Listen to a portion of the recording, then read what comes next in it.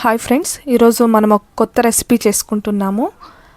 మొలకెత్తిన ఉలవలతో పల్యం చేసుకుంటున్నామండి. చాలా simple and easy అండి. చాలా టేస్టీగా ఉంటుంది. హెల్త్కి చాలా మంచిదండి. మొలకెత్తిన ఉలవలు, ఆనియన్స్, కొత్తిమీర, ఎండుమిర్చి, పచ్చాగా దంచిన వెల్లుల్లి. మొలకెత్తిన ఉలవల్ని ఉడకపెట్టుకోవాలండి ఉప్పేసి. తర్వాత అది వంపేసుకొని సైడ్కి పెట్టుకోవాలండి. ఒక ప్యాన్ తీసుకొని అందులోకి ఆయిల్ వేసి వేడయ్యాక సాసులు యాడ్ చేసుకోవాలండి.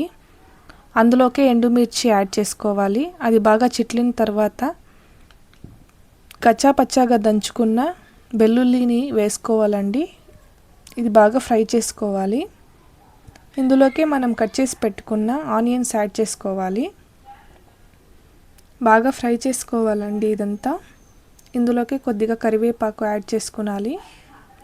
బాగా ఫ్రై అయిన తర్వాత మనము నీరంతా వంపి పెట్టుకున్న ఉలవల్ని ఇందులోకి యాడ్ చేసుకోనాలండి. కొద్దిసేపు ఫ్రై చేసుకోనాలి. తర్వాత కొత్తిమీర వేసుకుని దించేసుకుంటే మనం చేసుకున్న ఉలవల మొలకల పల్యం అనేది రెడీ అవుతుంది.